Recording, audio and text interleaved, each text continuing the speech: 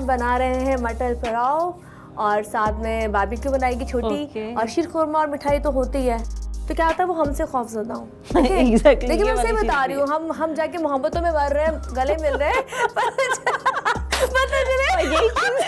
चले वो क्या ये तो गले पड़ गए। तो इस ईद पे गले नहीं पड़ना है किसी के, दूर दूर से ये करना है। और अगर आपने ईदी देनी है तो वो भी आपने यूं बस दे देनी है। तो खैर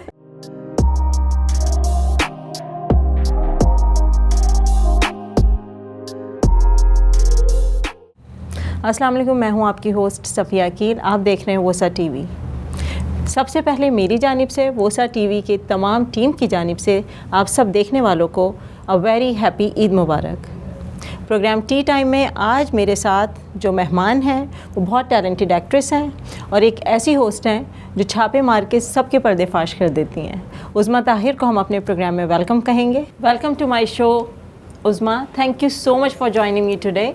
और सबसे पहले तो ईद मुबारक। आपको भी बहुत बहुत ईद मुबारक और देखने वाले तमाम लोगों को, जहाँ जहाँ हम लोगों को देखा जा रहा है, बहुत बहुत ईद मुबारक। अच्छा ये बताओ उज़्मा कि क्या ईद एक्टिविटीज़, पहले तो ये बताओ बचपन में ईद कैसे मनाई जाती थी और अब क्या फ़र्क आ गया, अब किस तरह, और ख़ासकर अब जो कोरोना वाली सिचुएशन है। एक्चुअली आपने सारे सवाल, हाँ बिल्कुल, इसने कहा बचपन से लेकर इसने कहा कि जवानी तक के सवाल एक साथ पूछूं। अच्छा, बचपन बहुत खूबसूरत होता है, उसमें वो चूड़ियाँ, वो कपड़े और वो जो फीलिंग होती है जो माँ बाप आपके लिए शॉपिंग करते हैं, वो बहुत डिफरेंट लगता है। जैसे जैसे हम बड़े होते गए, क्योंकि बहुत छोटी सी एज पे काम शुरू कर दिया था। जब मैं 8 में थी तो मैंने बाकायदा काम शुरू कर दिया था। मैट्रिक में आई तो फील्ड में आ गए थे, शोबिस में आ गए थे। तो जब आप बड़े होते हो, इंडिपेंडेंट हो जाते हो, तो अपने जब पैसे की आदत पड़ जाती है तो वो थोड़ी सी चीज़ें चेंज होती हैं। वो तमाम चीज़ें अब ये होता है कि पहले हम ईदी लेते थे और अब हमें देनी पड़ती है, क्योंकि छोटे बहन भाई हैं, आप जिससे जो प्यार कर रहे होते हैं, कुलीग वो हैं। लेकिन एक है मज़ा है जो माँ बाप से ईदी लेने का है, जो बड़ों से ईदी लेने का है। लेकिन सबसे बड़ी बात ये कि इस दफ़ा जो ईद है वो बहुत ज़रा पेनफुल है, क्योंकि पूरी दुनिया में जिस तरह अमेरिका का हाल है, इटली का हुआ, पाकिस्तान का हुआ, पूरे मुल्क का जो हाल है कोरोना की वजह से, और जो हमसे हमारे प्यारे बिछड़ गए, तो वो जो ईद की फीलिंग है ना, मतलब बॉन्डिंग है कि हम पूछते नहीं थे, हम जाके गले मिलते थे, सलाम करते थे और एक घर में गहमा गहमी होती थी। तो जाहिर सी बात है वो नहीं है, सोशल डिस्टेंसिंग। हाँ, ईद पे भी जी। अच्छा, बचपन में मतलब काम जल्दी शुरू कर दिया या मीडिया की फील्ड जल्दी ज्वाइन कर ली थी या किस? नहीं, काम मीन ये कि जब मम्मा का सैलून था तो मैं 8 क्लास से मम्मा के साथ काम कर रही थी। लेकिन मेरी जो एक सिस्टर है माशाल्लाह, वो उन्होंने स्टार्ट किया था, वो मैट्रिक में थी और मैं फर्स्ट ईयर में थी जब हम शोबिस में आए। तो उस वक्त मेरा पहला प्ले था जर्मनी, तो मुझे गोल्डन बाल करके अदनान सदीकी मेरे भाई बने, सवेरा दादी मेरी मम्मा बनी। तो वो एक लड़की 16-17 साल की, जर्मनी वो प्ले हुआ था रिकॉर्ड। तो मेरा पासपोर्ट बनवा के करा के मुझे लेके गए थे। खैर, लेकिन वही बात है कि वो फील्ड ये थी कि हम शुरू से फील्ड का तो नहीं था कि मुझे शोबिस में आना है, वो तो हम पीटीवी घूमने गए थे। तो वहाँ मेरी बहन को ऑफ़र हुई, तो वो ऑफ़र हुई तो बस वो उसने काम स्टार्ट किया, तो उसी के बीच में उसकी शादी बहुत जल्दी हो गई थी। जब उसकी शादी हुई तो जब वो चली गई तो सबने कहा कि तुम क्यों नहीं काम करती हो। तो मेरा काम करना बहुत इत्तेफाकन था, क्योंकि मैं बहुत उस वक्त शाय थी, मतलब ऐसे शाय थी कि कोई गुजरता भी था ना तो मुझे लगता था कि मेरे हाथ कांपते थे इस तरह। और मैंने कभी आइज़ टू आइज़ करके क्यों नहीं देखा था कि जी कौन है आप। पता नहीं, कहते हैं कि आपको जब आपके साथ अच्छे मिलते हैं, मोइन अख्तर साहब, गजाला जावेद, शहजाद रज़ा, तमाम लोग उस वक्त के माशाल्लाह, जब ये वो लोग हैं जिन्होंने बहुत से लोगों को बनाया। और जब मैं एयरवाई उस वक्त नया नया शुरू हुआ था, 2-3 साल ही हुए थे, तो वहाँ पे सिटकॉम बहुत बनते थे। तो सिटकॉम से स्टार्ट हुआ था। आपने भी एयरवाई में काम किया है, ज़ुबैर शकूर का भी आपने नाम लिया। तो ये सब वो लोग हैं जिन्होंने उस वक्त सीरियस काम कम था जब हमने स्टार्ट किया।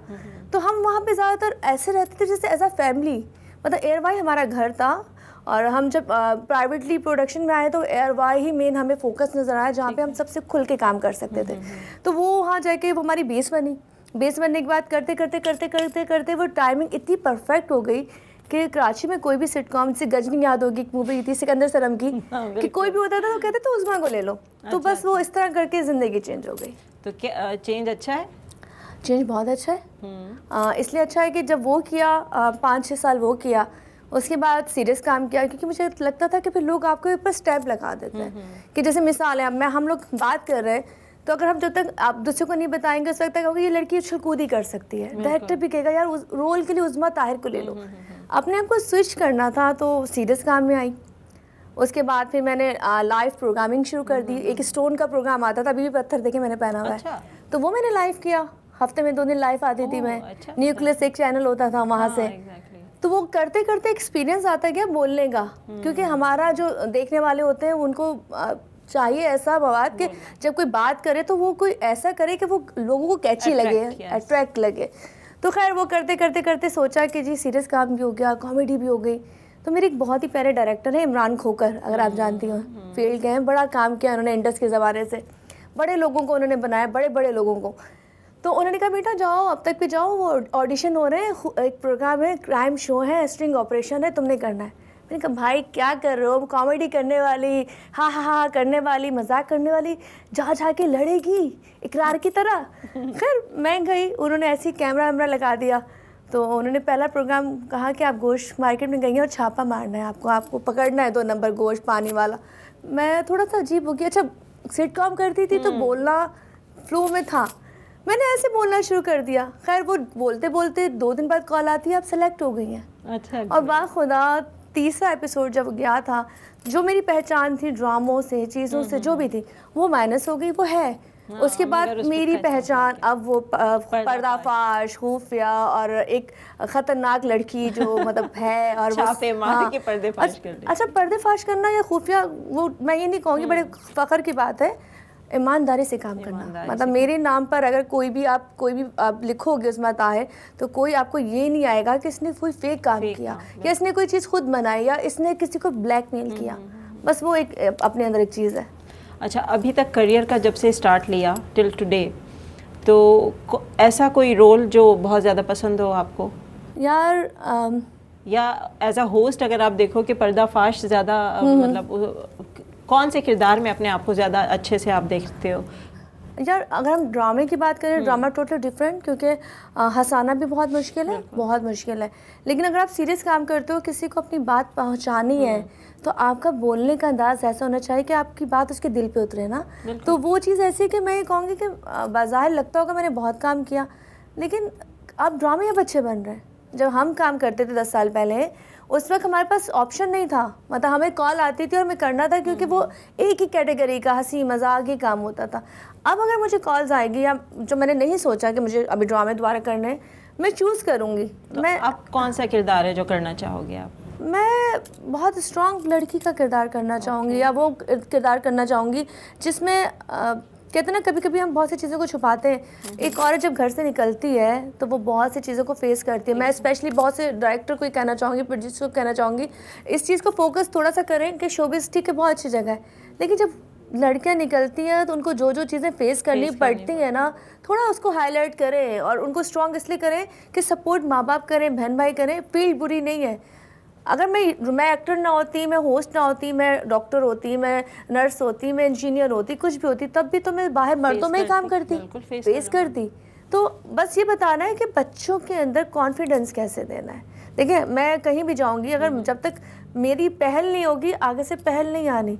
और हम जब बाहर निकलते हैं, हालांकि इमेज ये बन जाता है अच्छा मीडिया में। ओह यस, और मीडिया का इमेज इतना ख़राब है यार कि जब मैं अब जो मुझे अब जानते हैं, जो नहीं जानते उनको लगता है कि शायद बहुत ही करप्ट फील्ड है, ये बड़ी गंदी खुली डुली फील्ड है।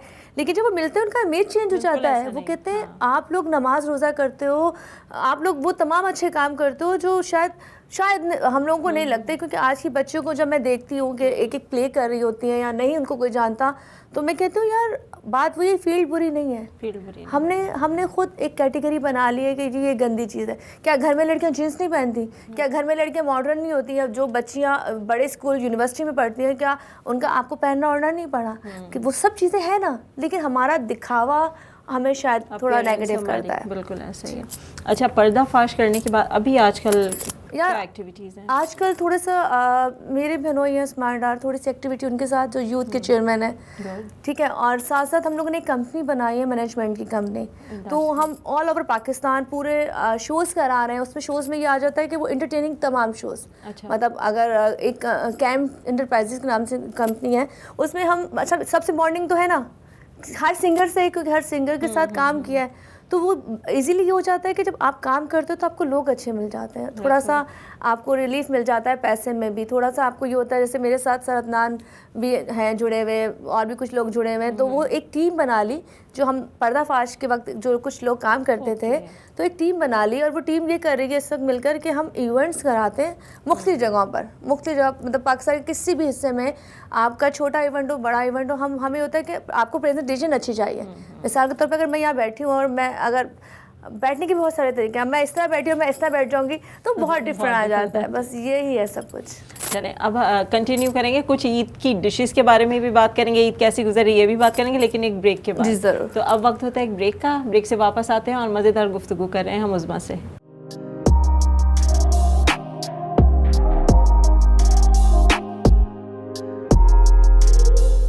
अमेरिका को कोरोना वायरस ने हिला कर रख दिया है। तमाम सरकारी व गैर सरकारी दफातर, इदारे और कारोबार वक्ती तौर पर बंद। हजारों लोग हलाक और बेरोजगार। लॉकडाउन की वजह से लाखों अफराद घरों में महसूर होकर रह गए हैं। दूसरी कौमों की तरह पाकिस्तानी कम्युनिटी भी मुतहर्रिक। पाकोली न्यूयॉर्क के डायरेक्टर्स ने अपने कंट्रीब्यूशन के जरिए बिला इम्तियाज लॉन्ग आइलैंड के नादार, गरीब, बेरोजगार और ऐसे अफराद जो किसी माजूरी के सबब घर से बाहर नहीं जा सकते, उनके घरों के दरवाजों पर अपनी जानिब से मुफ्त राशन पहुंचाने का एहतमाम किया है।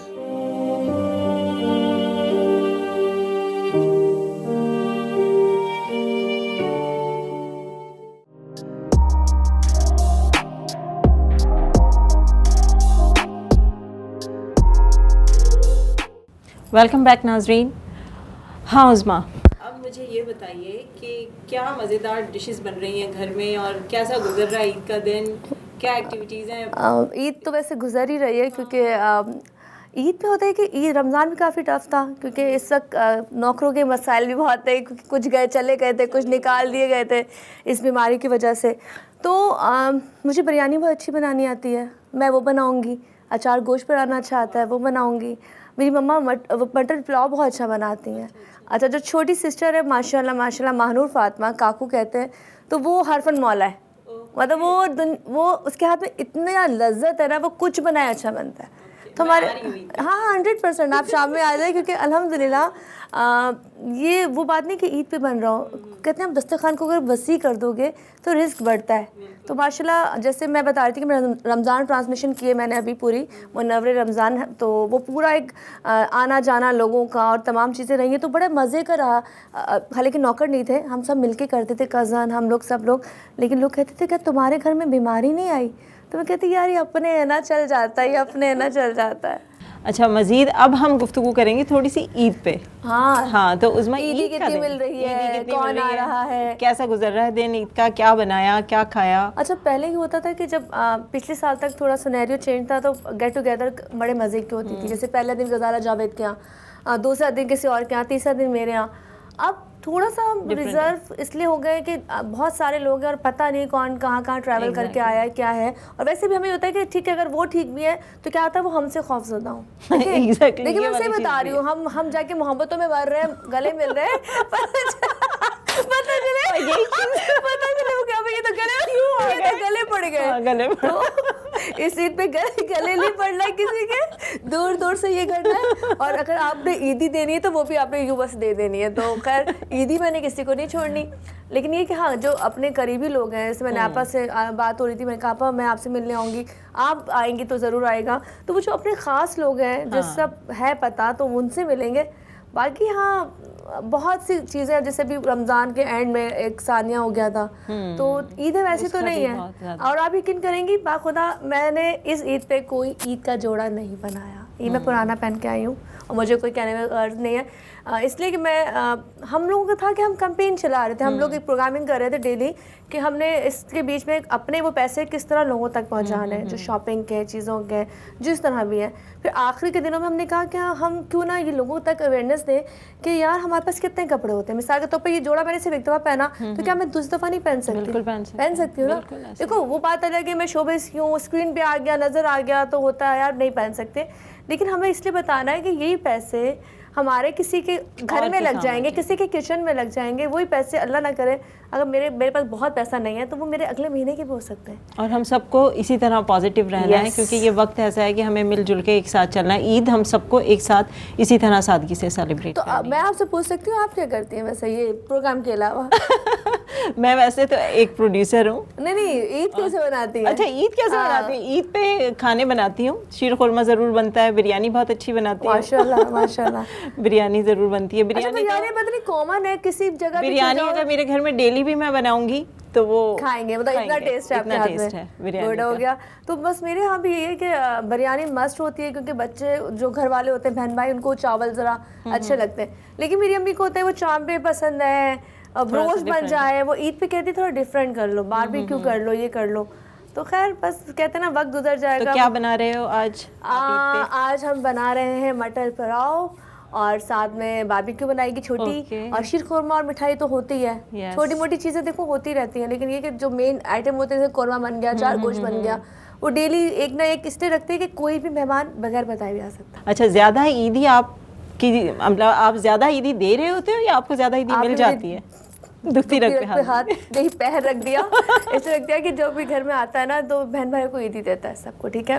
देने के बाद ना जब उनके साथ ही माशला होते हैं तो मुझे उनको देनी पड़ती है, और आखिर में मैं कहती हूँ Calculation करने पे- उनकी ईद उन्हीं के पास रहती है और मेरे इतने सारे पैसे मेरे इतने सारे पैसे चल जाते हैं। अच्छा अब रिश्ते बड़े प्यारे हैं, वहाँ पे 2-4-500 से गुजारा भी नहीं होता। हाँ, बिल्कुल और ये जैसे अम्मी हैं, बहन है, नानी है, ये सब है, इनको बड़ी ईदी चाहिए, लेकिन जो दूसरे भी हैं वो 500 वाले नहीं है कि 500 लेंगे और खुश हो जाएंगे। तो मैं कहती हूँ यार तुम लोगों ने अपने पास पैसे जमा कर लिए, पर माशाल्लाह तुम लोगों को खुश रखे, लेकिन तुम्हारे बदले जो मैं पैसे दे रही होती हूँ तो मेरे हाथों से तो पैसा यूँ जा रहा होता है। और बाखुदा मैं आपको से बताऊँ, मेरे घर में सिर्फ मैं जिद से मतलब लूँ प्यार से, लेकिन मुझे शौक नहीं है पैसा पास रखने का। मेरे होता अम्मी के पास रहे रख दूँ, लेकिन ये होता है कि मेरे पास पैसा रहता भी नहीं है, मैंने कभी अपने हाथ में पैसा रखा ही नहीं। अच्छा, एक होता है ना अब शुरू से आपने पैसा माशाल्लाह कमाया बहुत होगा, लेकिन वो जमा नहीं रहा मेरे पास, मतलब मैं फौरन देती हूँ। वो आपकी नेचर में ये है कि आपने कमाया, आपके पास पैसा आता भी बहुत है, लेकिन अल्हम्दुलिल्लाह आप हेल्प मतलब भी मेरी करते चीज़ें हो, जो भी मैनेज हो रही होती हैं वो हाँ। अगर हो रही है ना तो वो मुझे अपने पास नहीं चाहिए। लेकिन तो मेरे घर वाले मुझसे खुश रहे, आपकी माँ खुश रहे, आपका बाप खुश रहे, बहन भाई खुश रहे, तो वो एक ब्लेसिंग है यार। मतलब हमें किसकी बदौलत मिल रहा है। अब देखिए जब मैं काम करती थी अब तक की लड़कियां तो कहाँ से कहाँ चलेंगी, नज़र भी नहीं आती, जो बात सच है। मतलब वो 8-10-15 साल पहले चल जाओ तो वो लड़कियां अब आपको नज़र नहीं आ रही। अगर आप स्टिल उसमें हो और आप बेहतर हो, आपका ग्राफ चेंज हो गया, आपका स्टाइल चेंज हो गया, आपका एक कैलिबर एक्टर से, क्योंकि एक मानती हूँ एक्टर की बड़ी इज्जत है, लेकिन उसका एक टाइम होता है। कहते हैं ना 20-25 साल की लड़की होगी तो हीरोइन है, 25 से ऊपर निकली तो कहते हैं यार नहीं यार लड़की चेंज करो। तो एंकर का तो कोई टाइम ही नहीं है, आप जितने बढ़ते जाओगे, जितना एक्सपीरियंस आता जाएगा, उतने आपके पैसे अच्छे, उतना आपका चैनल अच्छा, उतना ही आपकी डिमांड। तो अल्हम्दुलिल्लाह अल्लाह का बहुत कर। अच्छा एक चीज़ और, शायद आपको वो नहीं पता कि मेरे पास 2018 के 2 अवार्ड भी हैं जो मैं पहली, वो उसकी भी हम बात करेंगे, वो बिल्कुल मुझे पता है। वो हमारा नेक्स्ट सेगमेंट में, जो हमारी नेक्स्ट ब्रेक के बाद जो लास्ट हमारा ब्रेक रह जाएगा उसमें हम कहते हैं लड़कों को जरा स्ट्रांग होना चाहिए, मैं इसलिए बता रही हूँ। वो कारनामे, वो अवार्ड मुझे सब पता है कि समंदर की गहराई से आसमान की बुलंदी तक का सफ़र भी हम उस पर भी बात करेंगे। अच्छा उसमें ये बताएं कि ईद तो गुजर रही है और ईद का आज 2nd डे है, सेलिब्रेशन भी हो रही है, सादगी से हो रहा है सब कुछ। अब ये मुझे बताएं कि जो कोरोना वाली सिचुएशन अभी हमारी चल रही है पूरी दुनिया में, वर्ल्ड वाइड, इससे हम क्या सबक सीखते हैं, या इससे हम क्या मैसेज लोगों को कन्वे करते हैं कि हम अगर अपनी ज़ात के लिए भी देखें और ओवरऑल पूरी वर्ल्ड की दुनिया की सिचुएशन भी देखें, तो आप क्या मैसेज दोगे इस ईद पे ख़ुसूसन कि हमारे लिए क्या ये कोरोना एक सबक है और वो क्या सबक आप समझते हो? अच्छा ये बड़ी अच्छी बात की, क्योंकि हम लोग आए दिन पूरा रमज़ान भी हम कैंपेन कर रहे थे और अभी भी कर रहे हैं। कहते हैं 2020 जो है पूरा हमें इसके साथ ही सर्वाइव करना पड़ेगा। बेशक बहुत से प्यारे जिनके चले गए हैं, जिनको कोरोना था, और तोबा कहना नहीं चाहिए जिनको नहीं था, जिनका सर दर्द बुखार भी था उनको भी कोरोना डिक्लेयर किया गया, क्योंकि हमारी सूरत वर्स है। बाहर की सूरत अलग है। पाकिस्तान में कहना नहीं चाहिए, जो इदारे हैं उन शायद उनको फंडिंग चाहिए या NGOs हैं जो भी हैं, अगर कोई पेशेंट खांसी से मर रहा है, कोई बुखार से मर रहा है, कोई BP से मर रहा है, कोई हार्ट अटैक से मर रहा है, उसको आप डिक्लेयर कोरोना नहीं कर सकते, नहीं कर सकते। 3 महीने में, मतलब 3 महीने में कोई पेशेंट हार्ट से नहीं मरा, कोई BP शूट होने से नहीं मरा, कोरोना से मर गया। तो हम ये नहीं कहते कोरोना नहीं है, हम ये नहीं कहते ये बीमारी नहीं है, क्योंकि मेरे अपने करीबी 2-3 जानने वालों को मैंने सुना और फिर मैंने कहा कि है, लेकिन इतना नहीं था हमारे पाकिस्तान में, अल्लाह का अल्हम्दुलिल्लाह। लेकिन अब करना क्या है, करना ये है आगे 2-4 महीने जो भी है, जब रिकवरी होगी, क्योंकि ईद के बाद बकौल कराची तो प्रॉपरली टेंशन में है, क्योंकि मुराद साहब कराची खोलना नहीं चाह रहे थे, इमरान साहब ने खोल दिया था कि जी ईद है, रमज़ान के आखिरी के दिन है। अब ये जो लोग निकले हैं, देखो हम ये नहीं कह सकते कि सारे इदारों पे डाल दें, पुलिस पे डाल दें, उन लोगों पे डाल दें जो सपोर्ट कर रहे हैं। 5 बजे तक लॉकडाउन होता है, उसके बाद पब्लिक कैसे निकलती देखी है आपने? अगर आप तारिक रोड चले जाओ या शॉपिंग उन दिनों में आपने देखी होगी, बुरा हाल है। डिपार्टमेंटल स्टोर्स चले जाएं आप, शॉपिंग, औरतें ऐसे चिपकी हुई थी कि शायद अगर वो नए कपड़े लेंगी, जूते नहीं लेंगे तो उनका तो अगला दिन ही नहीं आना। तो हम देखो, एक पुलिस एहलकार एक बंदे पे नहीं हो सकता ना। एक पुलिस एहलकार तो 10 लोगों को सपोर्ट कर रहा होगा, देख रहा होगा कि वो 10 लोगों के ऊपर एक ही बंदा तैनात किया जाएगा। अब होता है क्या है, अगर हम कहते हैं इदारे बुरे, तो हम कौन से अच्छे? नहीं अच्छे ना, हम अपनी ड्यूटी खुद भी नहीं निभाते हैं। तो यहाँ प्लीज़ आप लोगों से यही मैं कहना चाहूँगी, इस वक्त जहाँ मुझे देखा जा रहा है, चाहे वो बाहर अमेरिका में है, पाकिस्तान में है, इंडिया में, कहीं भी, ये तमाम चीज़ें वो है जो हमारे को पेन दे रही हैं, तकलीफ़ दे रही हैं। आपके अपने प्यारे, अल्लाह ना करे किसी को एक कोई प्रॉब्लम हो जाए तो पूरा घर मुतासिर, और अक्सर जब नहीं आप सर्वाइव कर पाते तो वो तकलीफ़ क्या होती है। तो यही कहना है कि ये वक्त हमने गुजारना है और इंशाल्लाह हम निकल आएंगे, क्योंकि हमारा इम्तिहान है। ये इम्तिहान क्यों था कि हम जब भूल जाते हैं ना कि वो ज़ात बैठी है बेशक, और वो यूं करके दुनिया पलट देती है, तो फिर ये अजाब इसलिए आते हैं क्योंकि जिस तरह हमारे यहाँ खाया जा रहा था, हर जगह करप्शन, चाहे वो PI डिपार्टमेंट हो, चाहे वो पुलिस का हो, चाहे वो कोई भी डिपार्टमेंट हो, रेलवे का हो, चाहे वो गवर्नमेंट का हो, चाहे वो, मतलब कहते हैं जितने भी लोग आ रहे थे, जो भी देखिए, कुर्सी जो होती है ना, बहुत गंदी चीज़ है ना। इस कुर्सी की जो ताकत होती है, जो उससे बैठता है वो कहता है ये मैं ही सब कुछ हूँ। तो बस ये कहना है कि वो लोगों को खुदा के लिए ये सोचना चाहिए, जो मिनटों में लोग मर गए थे, उनको ये भी नहीं पता था कि वो टच करने के बाद उड़ेंगे और गिर जाएंगे। तो ये बस चाहिए कि थोड़ा सा ख्याल रखें और थोड़ा सा डिस्टेंस रखें, हर बंदे के साथ ना घुसें, और यही कहूँगी कि बस अल्लाह इस बुरे वक्त से निकाले हम लोग। इसी मैसेज के साथ अब हम ब्रेक लेते हैं, ज़रूर ब्रेक से वापस आते हैं।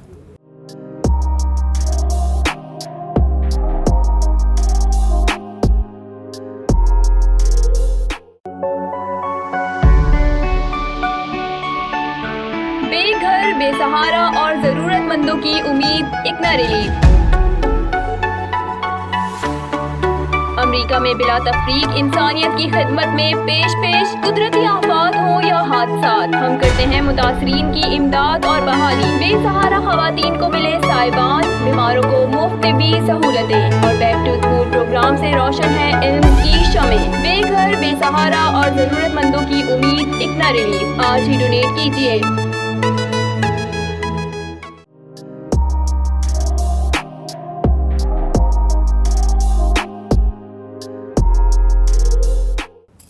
वेलकम बैक नाजरीन। अच्छा, अब हम बात करेंगे एक मज़ेदार चीज़, अवार्ड्स भी मिल चुके हैं। समंदर की गहराइयों से आसमान की बुलंदियों तक पाकिस्तान का झंडा उसकी शान में। हाँ, तो वो वाक़या थोड़ा सा हमारे साथ कि ये क्या अचानक बैठे बैठे क्या ख्याल आया? अच्छा, ख्याल तो नहीं आया, क्योंकि मेरा एक कज़न है, वो माशाल्लाह ऐसे अवार्ड वो लेता रहता है, वो ऐसी चीज़ें करता रहता है, उसके पास ये अवार्ड है, या उसका नाम है। तो हम उम्रा करने गए थे 2 साल पहले, तो जद्दा वो रहता है, तो उसने कहा कि तुमने करना है। मैंने कहा यार मैं भी चाहती हूँ समंदर की गहराई में जाऊँ, जाके फ्लैग को चूमूँ और मैं इस तरह करूँ। अच्छा, ये कहना आसान है, पर आप अगर सोचें, बहर अहमर सबसे ख़तरनाक समंदर वहाँ का, रेड सी, और उसमें आप कहें कि हमें समंदर में जाना है, वो दूर से तो अच्छा लगता है, लेकिन जब आप नीचे उतरते हैं तो फिर दिल बंद हो जाता है। अच्छा, मुझे इतना आइडिया नहीं था, मैंने यहाँ पे एक आध दफ़ा एयरवाई का शो था तो उसमें क्या था, तो वो सुनहरी पत्नी कौन सा था, वहाँ जाके 15, 20, 25 फीट पे हम चले गए थे। वो 15, 20 फीट तो कोई डेप्थ नहीं लगती हमें पानी की। 100 फीट आई वो जी 150 के करीब। Oh my God. तो अब 150 और 15, 20 तो बहुत अलग है। और वो झरना था और ये समंदर है ना। एक जगह पानी ठहरा हो वो अलग होता है, और एक जगह आप उस रफ सी में जा रहे हो जहाँ पे आप जब जाते हो तो आपको दुनिया नजर अलग आती है। सीखा हुआ भी नहीं था कुछ नहीं, कोई प्रैक्टिस नहीं, कुछ नहीं। और जब मैं फर्स्ट डे गई थी तो मेरे मतलब ये हाल था कि जब प्रेशर पड़ रहा था तो मुझे लगा था मेरे कान और नाक फट जाएगा, लेकिन शायद विल पावर इतनी स्ट्रांग थी और वो जज्बा इतना स्ट्रांग था कि इंस्ट्रक्टर मेरे साथ 2 थे, एक गाया और एक और उमर भाई। तो वो मुझे गाइड करके गए थे कि ये इशारे 5 याद रखने हैं। ओके, तो पहले because you can't speak that time. तो वो बस उसकी वजह से बस अल्लाह ने करम करना था। तो वो मैंने माशाल्लाह हालांकि बहुत से लोगों ने ट्राया बाद में कि हमारे शोबिस के बहुत से लोग गए। अच्छा।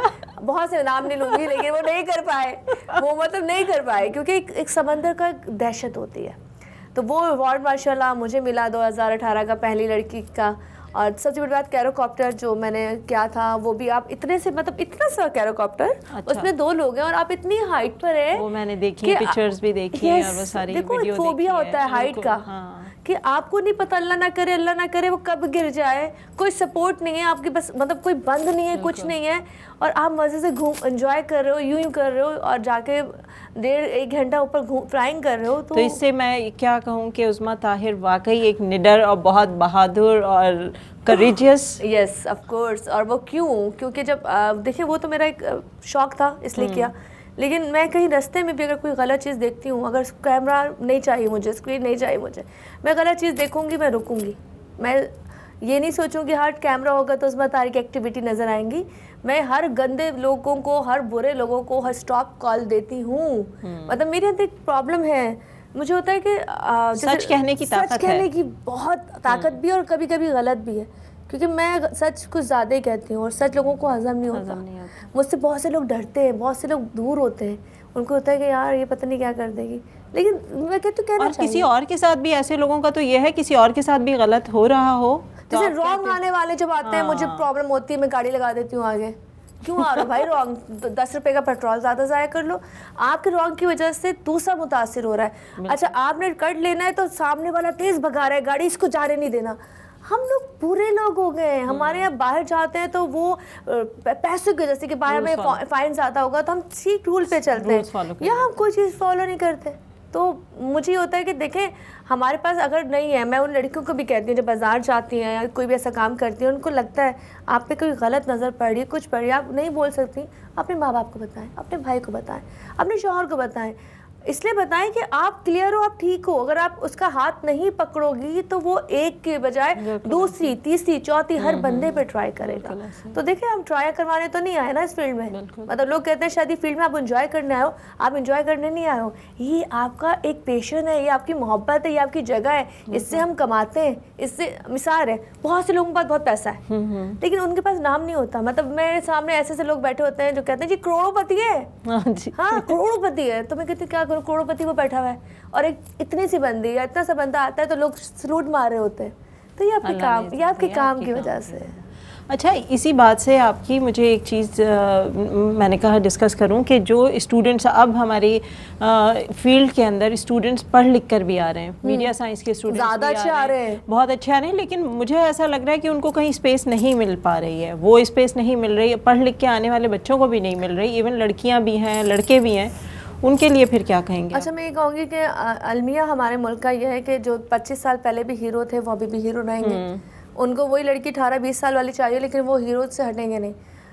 हमारे यहाँ जो किंग मेकर है ना, उन्होंने होल्ड की हुई है फील्ड, ठीक है।